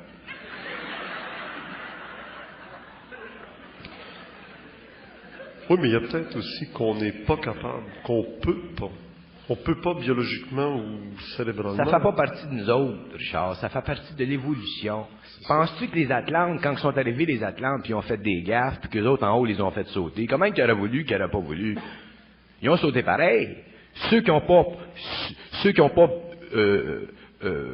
souffert de ce qui s'est passé, c'était ceux qui ont compris qu'il y avait la vibration, puis qui étaient capables de saisir ce qui se passait. Puis ils ont sacré leur camp en Égypte, puis sont venus ici à Mexico, puis ils ont fondé d'autres civilisations. Mais ceux qui sont restés dans leur trou en Atlantide, ils sont en dessous de l'eau aujourd'hui. C'est ça que je te dis, tu comprends?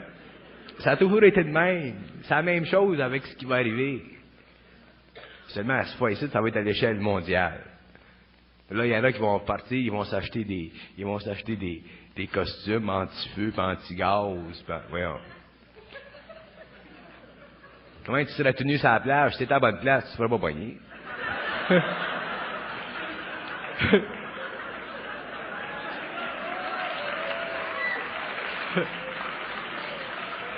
Mais l'affaire et la chose, le principe, c'est que pour être à la bonne place, il faut que tu le saches.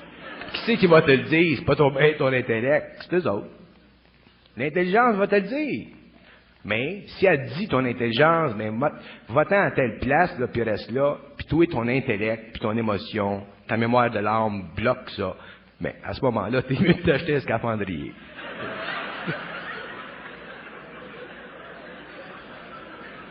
Mais il y a une question que je suis sûr on voudrait vous poser. C'est où serez-vous? En 84, vous dites vous arrêtez les conférences. En 84? Vous nous avez souvent dit dans les conférences que moi je parle, mais en 84, je ne parlerai plus dans le public. Où serez-vous rendu? Si c'est quoi? Je vais me déguiser en supramental pour qu'ils comprennent le message. Non, mais où serez-vous, Bernard, de Montréal, en 84? Ben, 84, c'est loin 84. 84, je fais d'autres choses, je peux pas toujours faire la même chose. Tu sais, j'ai bien des arcs à mon arc. Des cordes, hein, des cordes. J'ai bien des cordes à mon arc, je peux toujours faire la même chose. Mais devant l'athéisme, les deux pieds dans l'athéisme, ce que vous nous dites, ça va pas à l'encontre de l'athéisme. Ça va plus à l'encontre de la religion que de l'athéisme. Ça va à l'encontre des deux. L'athéiste, d'abord, m'a dit une chose. Tu sais, t'es comique. Tu divises tout ça, un bord et de l'autre. La polarité. L'athéiste, qu'est-ce que c'est? C'est une attitude intellectuelle qui va contre l'émotivité interne de l'homme. Puis ça, l'athéiste, c'est soit culturel, comme en Russie, ou c'est imposé, ou ça fait partie du tempérament intellectuel de l'homme. Mais il n'y a pas de différence entre l'athéisme et le théisme. C'est deux formes différentes d'ignorance. Comprends-tu? Que tu crois en Dieu ou que tu n'y crois pas, tu es ignorant pareil parce que tu ne sais pas que c'est que tu crois anyway. Tu comprends? Fait que si tu ne crois pas que Dieu existe, tu crois simplement à l'absence de la forme, puis si tu crois que Dieu existe, tu es prisonnier de la forme. Fait que tu es pogné pareil.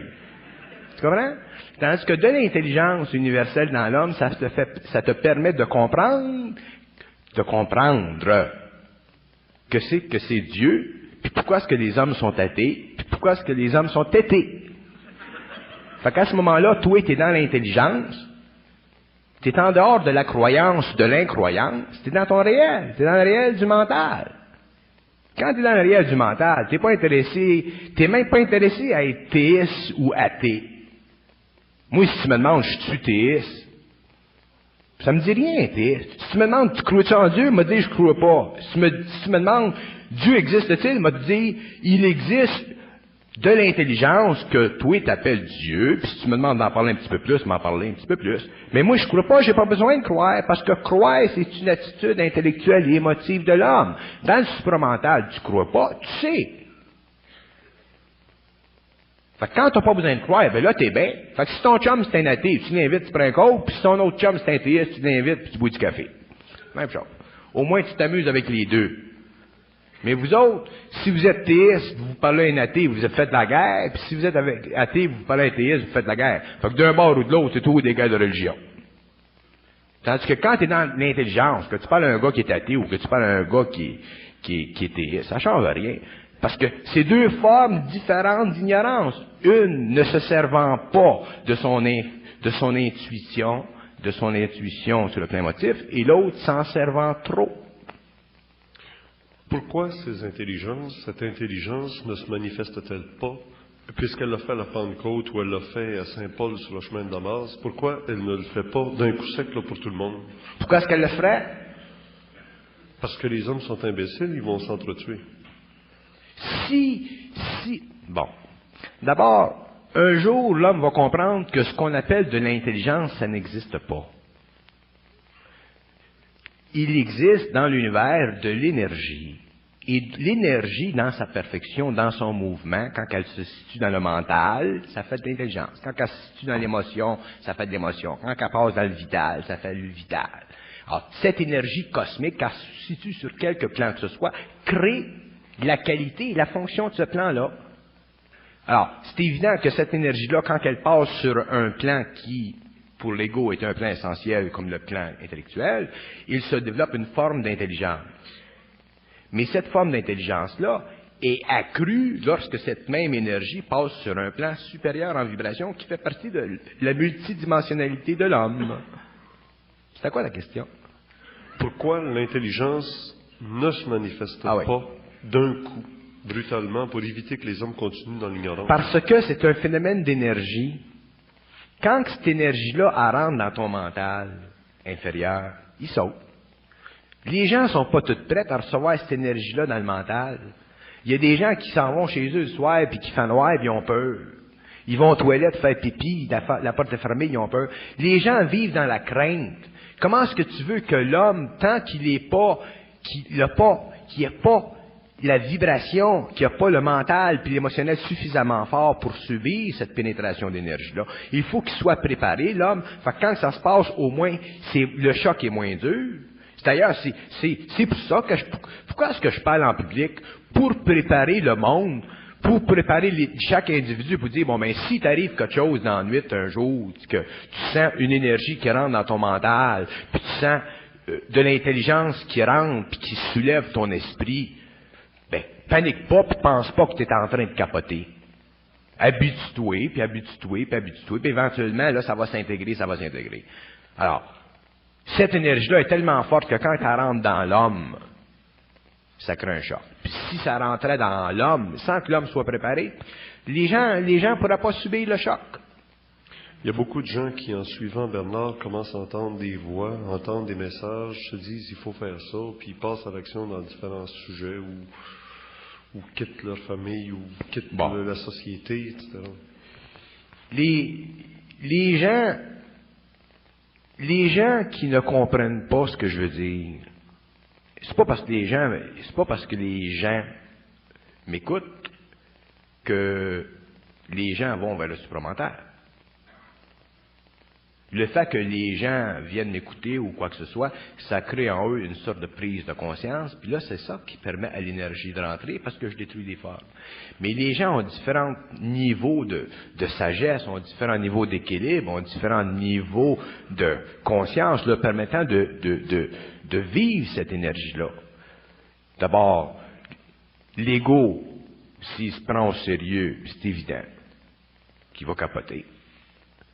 Si l'ego n'est pas... C'est pour ça que je mets toujours les gens en garde de pas croire, puis même pas croire ce qui se passe en eux autres, même pas croire la voix qu'ils entendent, simplement d'écouter, puis de développer petit à petit au cours des années du discernement.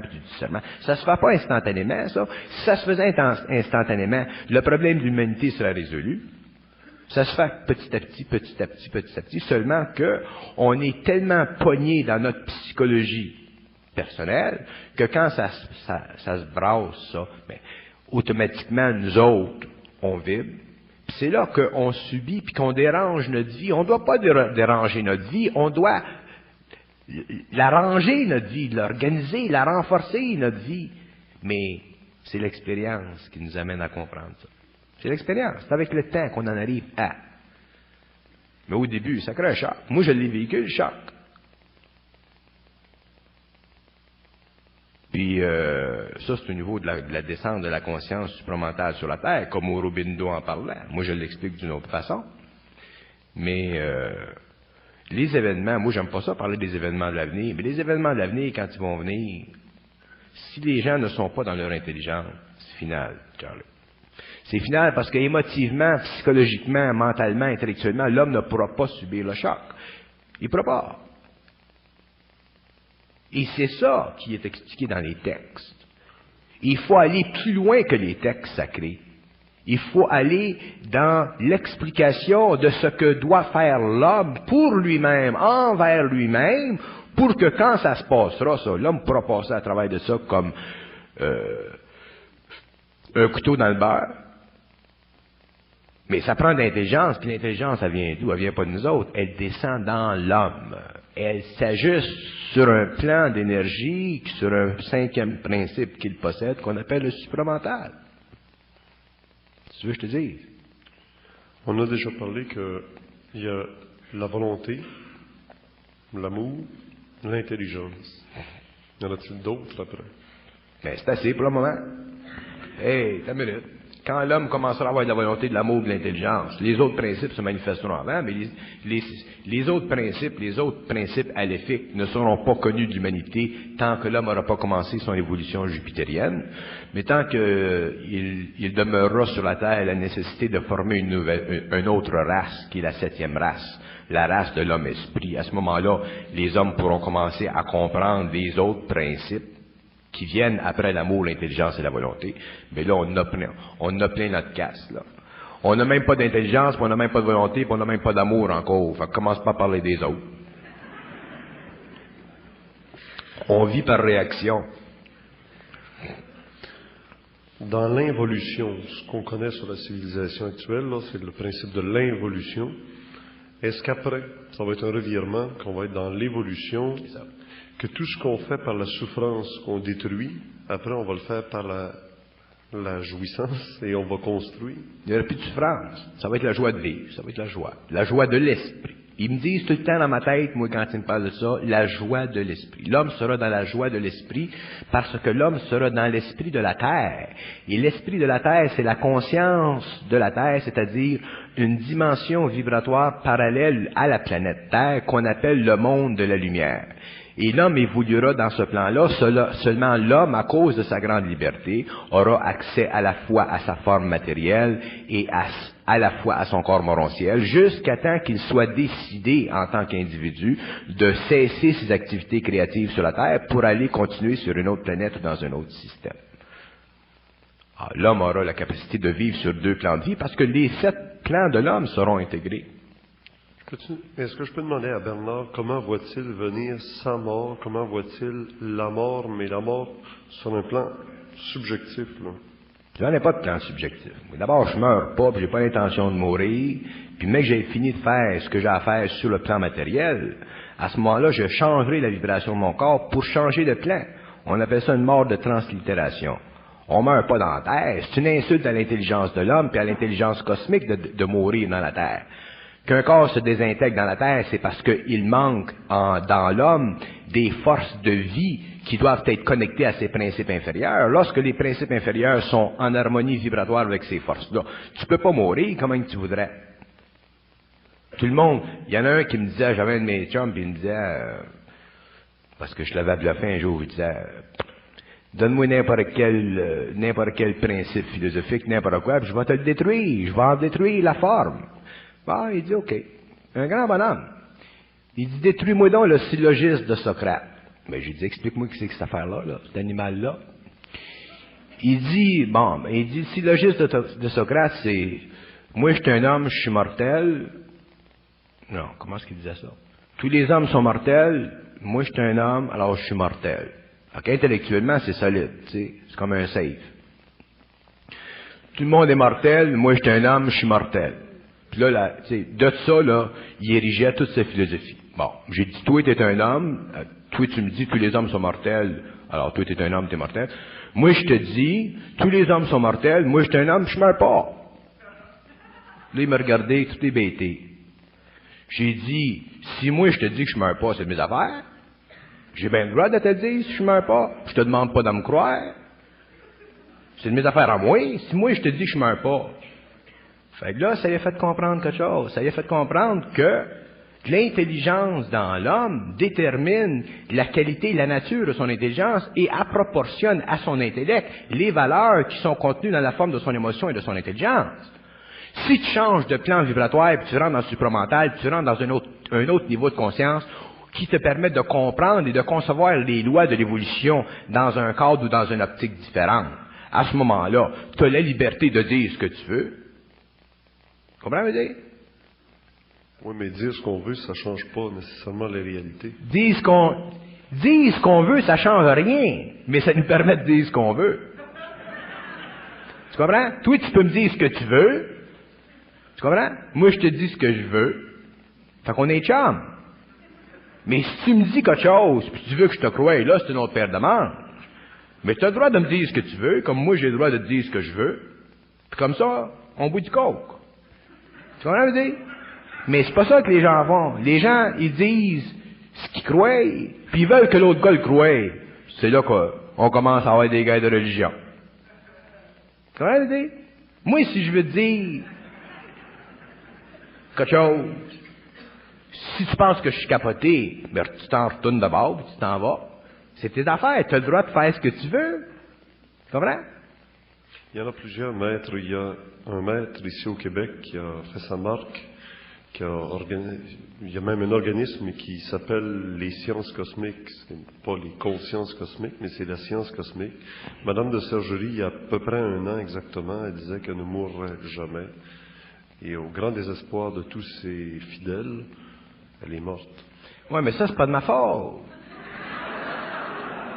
Puis à part de ça, moi, j'ai dit à Carmen Loranger qu'elle devait mourir bientôt. J'ai dit, elle savait. Seulement, j'ai dit à Carmen, ne va pas le dire à personne. J'ai dit, c'est entre nous deux, ça. J'ai dit, il faut qu'elle meure. C'est important qu'elle meure, Madame de Sergerie. Puis elle est morte. Fait que, ce qu'elle a dit, Madame de Sergerie, ça fait partie de son expérience. Tu comprends? Attendez un peu, c'est parce que de la manière que vous nous dites ça, c'est comme de dire que Madame de Sergerie qui devait mourir, c'était extraordinaire. C'était un être humain comme tout le monde. C'est un grand être, Madame de Sergerie. Oui. Seulement, c'est important qu'elle meure. Dans le plan de vie de la conscience cosmique sur la Terre, c'est important qu'elle meure parce que, en mourant, elle, ça crée un choc vibratoire au monde, puis ça fait réaliser au monde l'importance de ne pas croire. Comprends-tu? Ah, c'est pour ça que j'ai pris Madame de Ranger en privé, d'ailleurs, quand elle est venue dans un de mes séminaires, puis j'ai dit, je vous en parle, à l'époque, on disait ça à votre monde, pour toutes les énerver. Mais j'ai dit, il faut qu'elle meure bientôt. Elle est morte, bien, bien. Ça se peut-tu que des fois Bernard dise des choses lui aussi, juste pour faire une impression, pour que ça reste sur un plan plutôt de l'impression que la forme que ça crée? Je vais te dire une chose. Quand tu fonctionnes dans la vibration de l'intelligence, dans l'énergie de l'intelligence, ce que tu dis sert tout le temps. Parce que l'intelligence, c'est créatif. C'est créatif, l'intelligence. Moi, j'ai pas de contrôle sur l'intelligence. J'en ai pas d'intellect. Je canalise l'énergie, puis je canalise l'énergie. Puis c'est comme ça que l'homme doit et devra un jour vivre, canaliser l'énergie, être en harmonie vibratoire avec cette énergie-là. Mais il faut pas que ton ego soit là. Faut pas que ton intellect soit là, parce que tu la canaliseras pas, tu vas la bloquer. Fait automatiquement, en la bloquant, tu empêches l'homme de réaliser vibratoirement des choses que cette intelligence-là peut rapporter à l'homme par le canal. Mais tantôt, vous parliez qu'il y en a qui mangent des raisins pour ça, mais y a-t-il une technique, y a-t-il quelque chose qu'on peut faire? Fait quoi? Y a-t-il une technique pour pouvoir... Les techniques font partie de l'évolution, ça fait partie de l'ego spirituel de l'homme. Tu sais, ça fait partie de l'expérience spirituelle de l'homme, ça fait partie de son tempérament, son caractère. Penses-tu que l'homme, en passant d'un plan vibratoire à un autre, c'est en mangeant des raisins qu'il va passer? Voyons, l'énergie créative, c'est cette énergie-là qui va changer les plans vibratoire de l'homme. Si l'homme, dans son évolution, veut manger des raisins, ça fait partie de son expérience, puis c'est très bon qu'il mange des raisins. S'il veut faire telle chose, c'est très bon, mais ça fait partie de son expérience. Tout ce que l'homme fait, dans son évolution, dans le développement de sa conscience spirituelle, c'est très important. Moi, je suis content qu'il y ait des gens qui mangent des raisins, puis je suis content qu'il y ait des gens qui s'accrochent au mur par des clous, puis qui restent là pendant 24 heures, parce qu'il se produit quelque chose en eux autres. Seulement qu'un jour, ils doivent être obligés de comprendre que ça faisait partie de leur expérience. Mais quand est-ce qu'ils vont le comprendre? Quand la fusion va se faire. Quand la fusion se fait, à ce moment-là, tu comprends tout, parce que tu réalises qu'il n'y a rien à faire. C'est l'énergie. Tout le monde me parle du bon Dieu, puis du bon Dieu, puis du bon Dieu, puis du bon Dieu, puis la force du bon Dieu, puis la puissance du bon Dieu. Puis Christ, quand il s'agit de le vivre, ça, tout le monde retourne à l'impuissance de sa capacité de réaliser que cette énergie-là que lui appelle le bon Dieu, c'est là. Puis quand ça descend, cette énergie-là, ça travaille, puis quand ça travaille, ben, ça fait éclater, puis ça transmute, puis c'est ça. C'est comme les gars qui disent « Everybody wants to go to heaven, but nobody wants to die ». Tu sais? Tout le monde va aller au ciel, personne ne veut mourir. Faut qu'on en arrive un jour à se décrocher. Oui, mais si... Tu peux pas toujours vivre de croyance, puis de spiritualité, puis de spiritualité. Faut que tu en arrives un jour à pouvoir laisser passer cette énergie-là en toi, qui est une énergie créative, volontaire, amour ou intelligence, et qu'elle éclaire cette énergie-là, ton ego. Puis quand elle éclaire ton ego, ben à ce moment-là, tes illusions anciennes, qui faisaient partie de ton expérience, qui étaient très bonnes, parce que ça faisait partie de ton expérience. Tu peux pas discuter l'expérience de l'homme. Il y a des gens qui font le signe de croix d'une façon, il y en a qui le font d'une autre façon. Puis, il y en a qui vont dire, bon, mais tu devrais pas le faire de même, ton signe de croix, tu devrais le faire comme ça. Tu sais? Au lieu de laisser au monde faire le signe de croix comme ils veulent. Ça fait partie de leur expérience, ça fait partie de leur tempérament.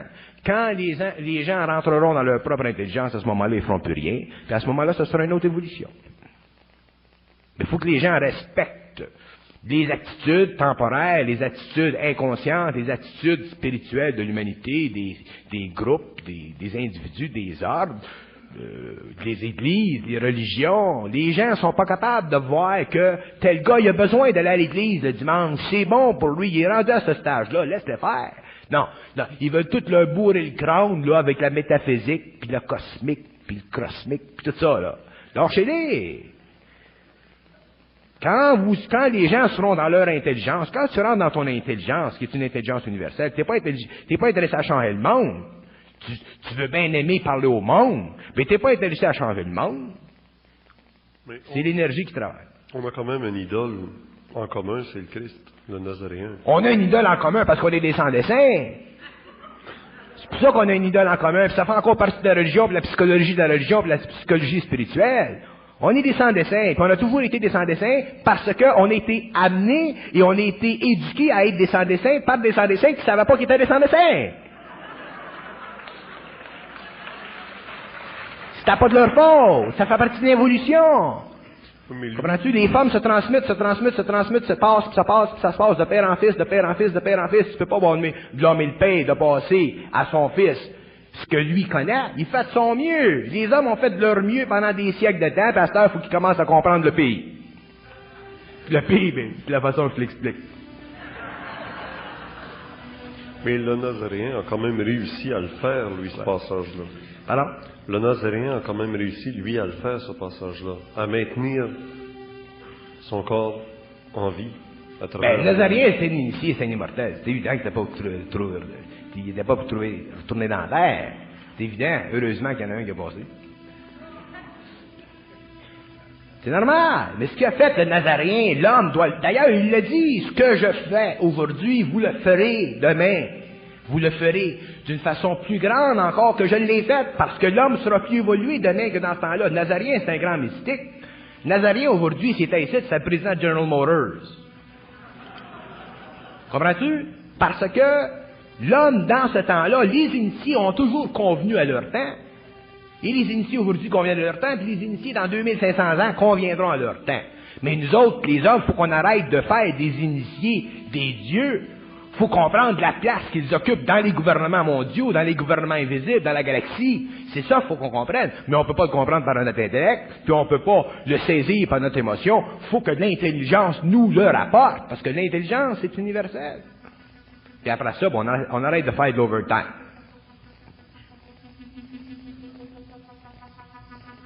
Tu veux que je te dise?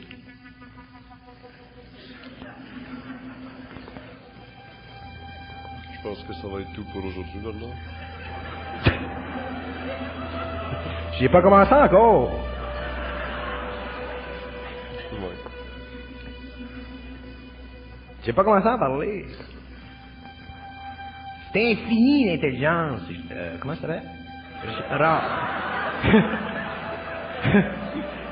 C'est infini, l'intelligence. L'homme, faut qu'il la canalise, qu'il la canalise, qu'il la canalise, qu'il la canalise, qu'il la canalise. En 1982, ça continue. Avec quoi? On commence l'année 1982. Ça continue tout le temps, je sais pas. Je sais jamais ce que je vais dire, mais je sais que ça va être intéressant.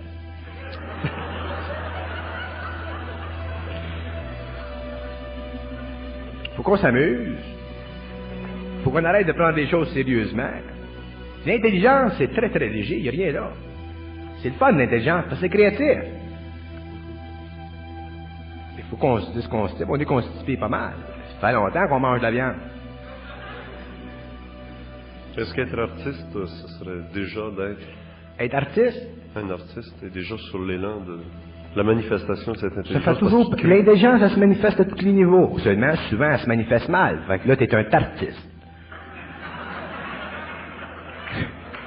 Si elle se manifeste bien ou mieux, parce que tes corps sont plus ajustés, ben là, t'es un artiste. Fait qu'il y a des tartistes, puis il y a des artistes, il y a des grands intellectuels, des petits intellectuels, des grands physiciens, des petits physiciens, des grands médecins, des petits médecins, des grands avocats, des petits avocats. Un gars du Québec qui s'appelle Moïse, qui est monté sur sa montagne avec Ouais. Il entendait une voix qui lui disait que c'était ça qu'il fallait qu'il fasse. Ah, Il l'a c'est fait. bien important, le discernement. Tu sais, quand je dis croyez pas, croyez pas. S'il était venu me voir, moi, j'aurais dit crois pas. Il est pas venu me voir.